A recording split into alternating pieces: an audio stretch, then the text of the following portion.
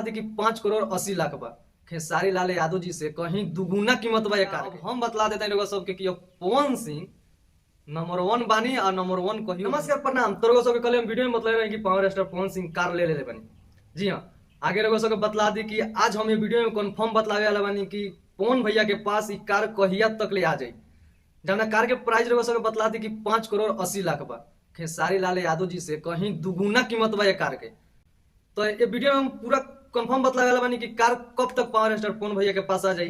तो हमारा चैनल पर अगर नया बानी तो प्लीज वीडियो के लाइक जरूर कर दे और चैनल को सब्सक्राइब जरूर कर दे।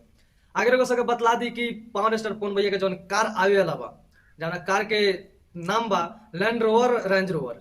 भैया कार ना माने का बोले सुनामी भैया रोड पर अगर चली नू तो ऐसे लगी कि गाड़ी ना प्लेन चल रहा बा। इतना मस्त कार बा, देखला के बाद माने राजा जैसे बैठिए पावर स्टार पवन भैया। उसके बाद लोग सबके बतला दी कि कार कब तक आई पवन भैया के पास। पवन सिंह दिल के राजा हवन, जब चाहिए तब कार आ सकता, लेकिन लोग सबके बतला दी कि कार जब चाहिए तब ना आई। काहे कि पवन भैया खुद ही डिमांड बा कि दीपावली के शुभ अवसर पर कार उनका घर में आई। दीपावली के शुभ अवसर पर या धनतेरस कहल जाला, शायद वही दिन ये सब खरीदल जाला।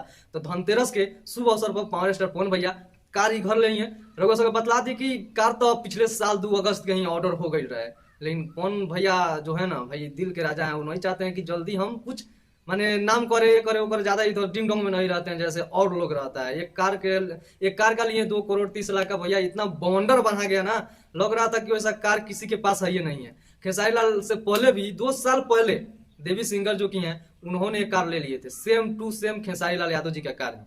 लेकिन जो अभी पावर स्टार पवन भैया लिए हैं अभी तक भोजपुरी इंडस्ट्री में कोई नहीं लिया है। यहाँ तक आप सबको बतला दे कि नरेंद्र मोदी जो है ना अपने देश के प्रधानमंत्री, उन्होंने भी ये पावर स्टार पवन भैया जो कार लिए वही कार से कहीं सफर करते हैं, कहीं जाना हो तो, नहीं तो वो लोग का तो अपना प्राइवेट फ्लाइट रहता है। तो ये खबर होगा सबको बतलाता नहीं कि कार होगा सबके दीपावली के शुभ अवसर पर पावर स्टार पवन भैया के सामने साथे रहो सबके दिखी।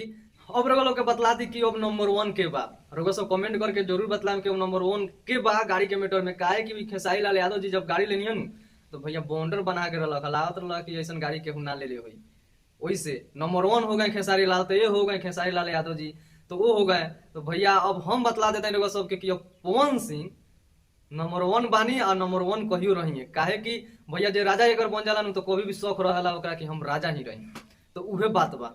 तो अपडेट होगा सबके कैसा लागल वीडियो, कैसा लागल कमेंट करके जरूर बतलाएं। मिलता है अगला वीडियो में, तब तक नमस्कार, लव यू ऑल।